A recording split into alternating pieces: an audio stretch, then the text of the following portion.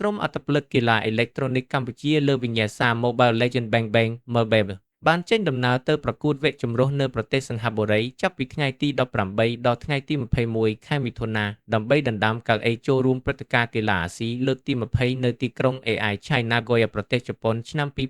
2026ការប្រកួតចម្រុះនេះមាន8ប្រទេសចូលរួមរួមមានសិង្ហបុរីកម្ពុជាឥណ្ឌូនេស៊ីឡាវម៉ាឡេស៊ីមីយ៉ាន់ម៉ាហ្វីលីពីននិងវៀតណាមដោយពួកគេនឹងប្រជែងគ្នាដណ្ដើមយក5កៅអីដើម្បីឈានទៅវគ្គផ្ដាច់ព្រ័ត្រក្នុងព្រឹត្តិការណ៍កីឡាអាស៊ីដ៏ធំនេះលោកលុនសាំឌីអគ្គលេខាធិការសហព័ន្ធកីឡាអេឡិចត្រូនិកកម្ពុជាបានបង្ហាញទំនុកចិត្តខ្ពស់ស្ទើរតែ